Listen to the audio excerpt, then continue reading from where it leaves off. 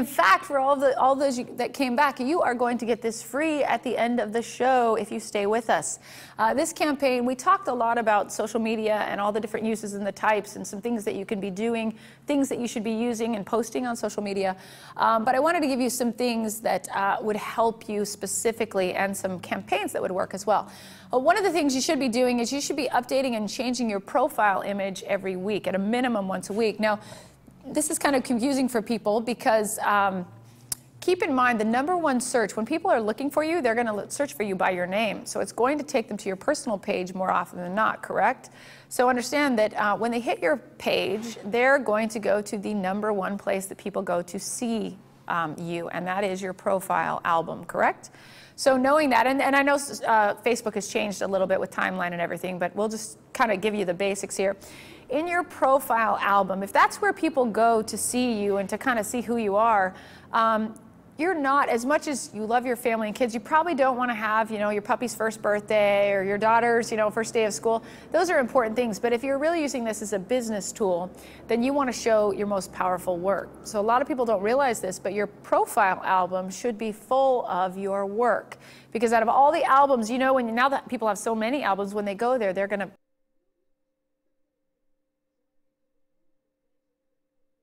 album, and if you have that loaded with amazing, powerful images, they're going to stay there.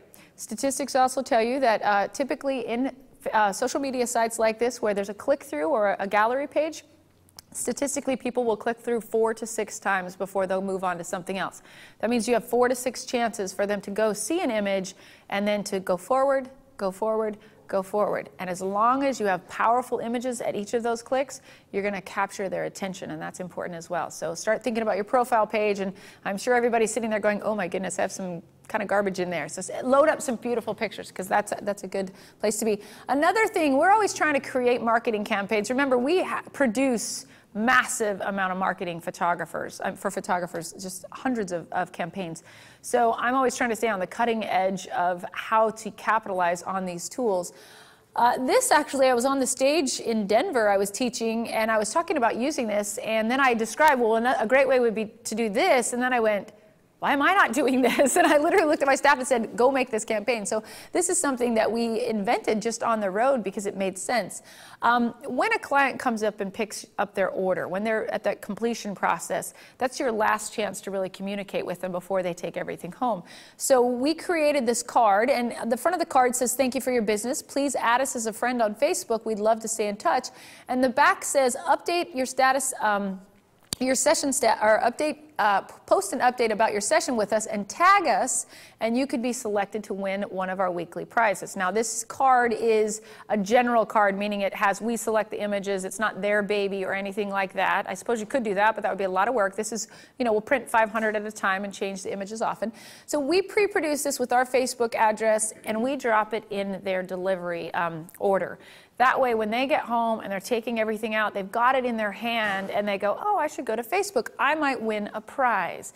Now, the question is, what is the prize? Because that's really where we really are adamant about not creating homework. What we wouldn't want to do is have a prize of something like 8 wallets. Because if you went to your Facebook page and somebody said something very nice about you and you were going to give them a prize, to give them 8 wallets, you then have to go find their file, process that order, send it to the lab, wait to get it back, cut those, then contact the client, tell them the wallets are ready, either mail them or deliver them somehow. That's what we call homework, and we don't want any homework with this process. We want to just have something that's effortless, that pretty much you can just get out the door the minute you see it. So we created a bunch of campaigns, this one being one of them, which is the calendar. Now, what we did is when somebody says something nice about us, we go and we look them up, because remember, we've become their friends, so we know exactly who they are. We go and pull their file, and we select a favorite image that we loved. It could be one they purchased or one they didn't purchase, and we stick it on this little template. Now, we have lots of designs, for seniors and kids and family and everything, but we choose the appropriate template. We stick it on there. Now, keep in mind, this is a wallet size. I mean, this is a 5x7, and that is about the size of a wallet, so we're not giving a big file.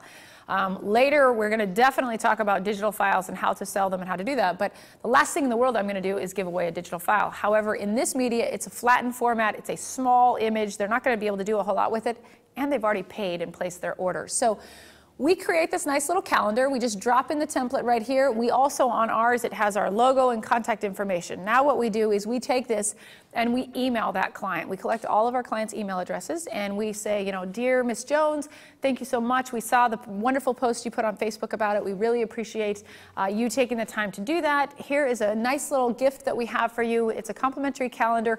Feel free to print it and give it out to as many people as you like. Now, we've just done something that typically as photographers, we never tell people to print our work. But you understand this is a marketing campaign. It has my name, mine has my name, my address, my logo. This is, in fact, the way the letters, it says this is a great gift for grandmas and uncles and aunts. We are promoting, we want people to print this because we know they're going to give it to people that mean something to them. And where is this going to end up typically? On the refrigerator or somewhere in their desk at work or somewhere that's important to them. So you're putting yourself out there and it's prominent, and it takes 2 minutes. To pull a file, put an image in a template, collapse it and email it, makes sense to me. So we're always looking for ways to sort of utilize that campaign or utilize social media without creating a bunch of homework there. And this campaign that I just gave you, you're all going to get, as well as the entire audience is going to get. Everybody listening right now, at the end of the show, we're going to give you a code to get this. So you have to stay on board, but you will have an option of taking that. And these templates typically are between $20 and $60. So we're giving that to everybody out there today.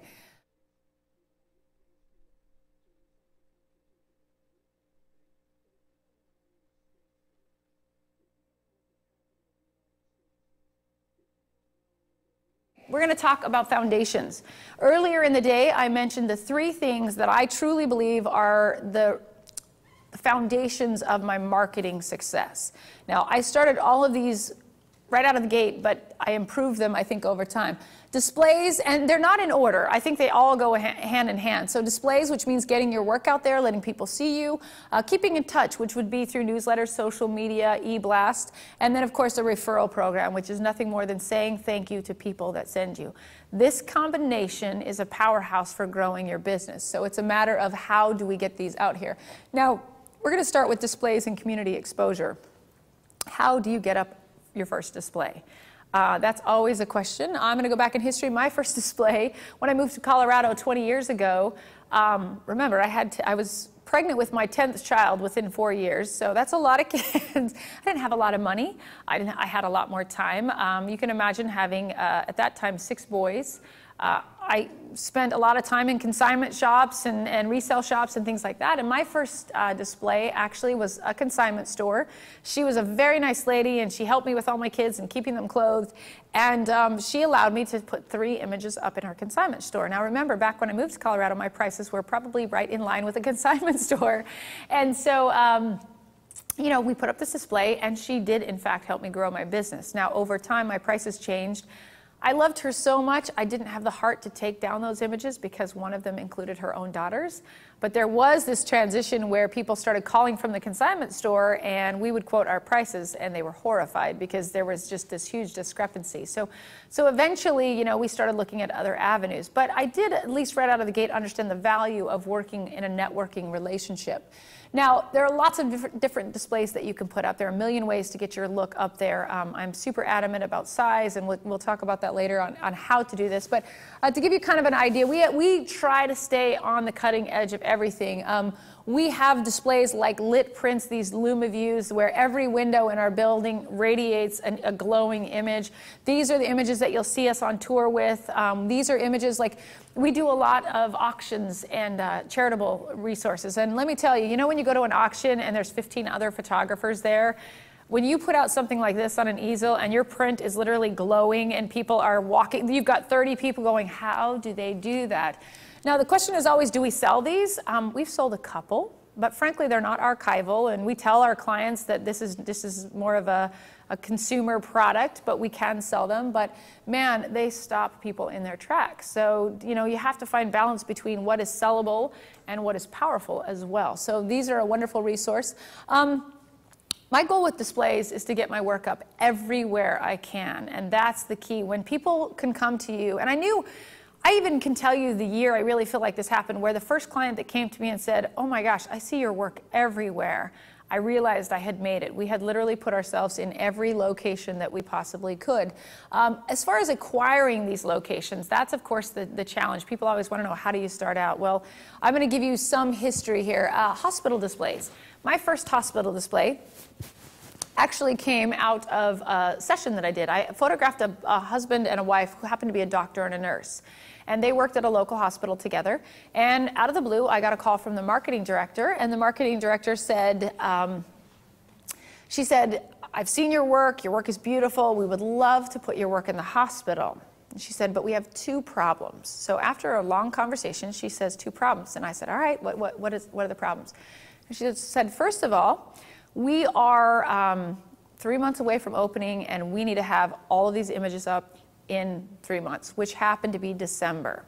Now, I make half of the money I make in my studio is made basically September, October, November is where I make half of the income that I make.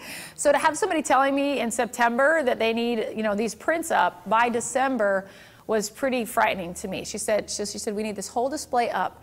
And the second problem she said, well, unfortunately, our budget is only $10,000. So of course, I'm sitting there listening on the phone, and I'm going to be very honest with all of you. To this day, every display you'll ever see me put up, every single one, I donated those images to that display. However, in her case, she comes to me with this problem. She has this budget. Now, what happens, honestly, if you don't use your budget? What do? They take it away, right? You shrink your budget. So I did the only thing I thought was right and helped her by accepting her $10,000. And I said, all right, I'll find a way to make that. I'll find a way to make that work. And so that is, in fact, the only display that I've ever been paid to put up, which it was great because $10,000 was a lot of money for something I would have done for free. I was helping her. Don't forget that. I was doing her a favor. So we set out to do this. Now, the other thing I need you to know about this display is the original display, when it went up, I had to use current clients' images. I had less than 3 months to transition into getting images printed and on walls. The smallest images that ever go up are 30 inches. We do not put anything on our walls less than that. So these are 30, 40, 50, 60, and 70-inch portraits. So these are big guys. Now, in this case, I had to use current clients' images. And so I went through my work and picked my favorites. And I would contact those people, and I would give them a $200 credit as a thank you for allowing us to put them up. They did have to sign a legal document for specific use. They also were told that the hospital owned the images. We had no rights to them. They could not have them later, et cetera. So that was great. And we had no problems. Clients, of course, were thrilled to do this. I always get asked, how do people find you? Every single image that is in any display is hand-signed by me. It carries my name, Sandy Putsch, and every third image has a little plaque on it, a little silver plaque that has the studio name and phone number. So it's not obtrusive, it's not a big marketing campaign. We're not trying to put it out there as a big marketing campaign. Really and truly, we're donating art, and that's really important for you to remember. I'm not going to give all the keywords because there are hundreds of you out there, and I don't want you to flood the hospitals right now, but if you just listen to what I said, when you donate art, it makes a difference. So this is how we go. Now, every display since then has been a little different because the first display I got up, of course, it was like 60 or 70 prints. They were huge. We had to kill ourselves to make it happen. We put that display up, and honestly, almost overnight, we were getting phone calls. Now, the next question I always get is, well, how do they find you? One of the things I will tell you is that you should never look at this as a what's in it for me attitude, because if you do, they'll see right through. If you walk in and say, I want to put pictures all over your hospital, they're not going to do it. If you say, I want to donate art that has a substantial value, I'm giving you a lot there, it makes a big difference. Now, on the other side of it, we also don't go into a hospital and say, and can you stick these in everybody's bags? Because when you do that, you become an annoyance to them. Then they realize, okay, that wasn't a donation, you're just feeding yourself. So we don't. We put our plaques up. They're very tiny. They're very small. They're not obtrusive. And guess what happens? We put them up, and then within days, the nurses are calling us saying, do you have a postcard or something we can give people? Because seriously, if I have to look up your name one more time, I'm going to quit my job. So that helps. Now, the other thing that's important to remember is, other than that first display, every single display I've ever done, the people in the display have something to do with the location. So in our hospital displays, Every single person in that image is either a doctor or a nurse or a grandbaby of a doctor or a nurse.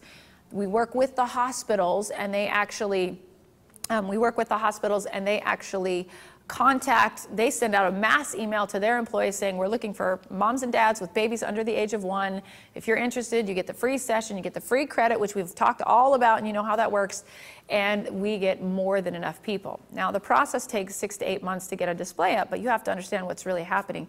We are creating powerful buzz. If you imagine any display in a hospital and every single person in there is a nurse or a doctor, you know that when a nurse is tooling down the road, where's she going to take her patients? She's going to say something. And when somebody's delivering a baby and there are 3 beautiful prints in that room and a mom looks up and goes, oh my gosh, those are beautiful, and you have 3 nurses in the room saying, oh, we love these photographers. They photographed all of us. They're wonderful. We control the buzz. If we just slap pictures on the walls, first, there's always a little bit of a yay, that's exciting, but it becomes like wallpaper. People forget about them, they don't see them. So we have to attach actual people to them. That is why every 2 to 3 years we replace the entire display. And yes, it is an expense, but understand, we regenerate that buzz. We get people going again so that all those nurses and doctors are pro us and they're out there pushing for us, and we're not, and they're asking us to provide the marketing information. So that's really important. My first display that went up, that first one, it went up and we started getting phone calls. Well, I'll never forget one of the very first phone calls, very first sessions. Every client that walks in my door, every single one, I will ask them, how did you hear about us, if it's their first time? So I get all kinds of answers, but one day this beautiful woman came in. I'll never forget her because she was very petite. I'm taller, but she was petite, and the tiniest little baby you've ever seen comes into to my studio, and she was sitting down and we were prepping up, which we'll show you later how we do that. But I turned to her and I just casually said, how did you hear about us? And she said, actually, Sandy, I had my baby at PSL and I saw your work there. Well, this was within a few weeks of it going up. So, of course, my heart starts racing, thinking it's working. And I turned to her and I said, oh, great. I said, what did you think of the display?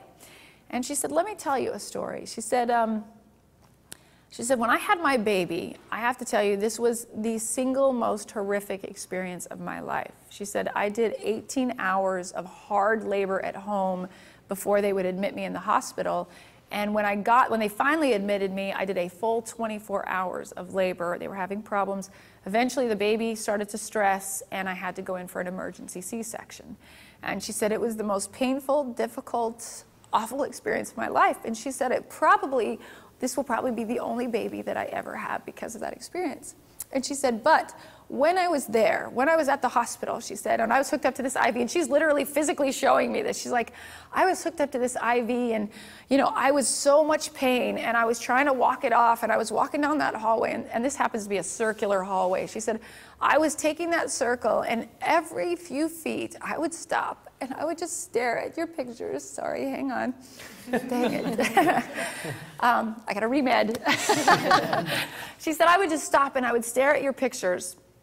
And all I kept focusing on were those babies, and that I wanted a healthy baby, and that no matter what, I was going to leave with a healthy baby. And she said, you literally got me through that experience. And she said, there was a point that I turned to my husband, and I said, if I survive this, you are buying me one of those. I was like, oh my gosh. Seriously, that is a true story.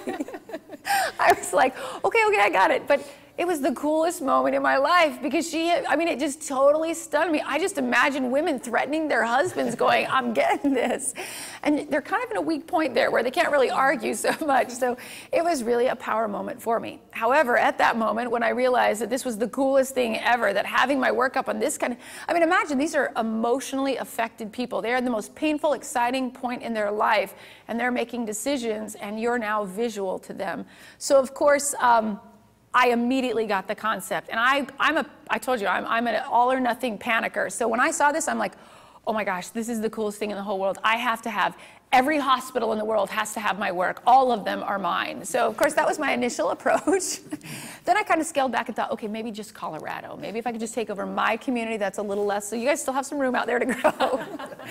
So I did exactly that. I went after every hospital, and at this point, there's virtually almost no hospital you can go to that's a public or private hospital at this point that does not have our work. Now, each of these displays has anywhere from 60 to 90 images. We have hospitals that we have 3 and 4 floors of work, 60 to 90 images per floor. Now, for everybody out in the audience who's having a heart attack and panicking, I want to take you all the way back to my first display. Because you can't sit there and go, I can't do that 90 images.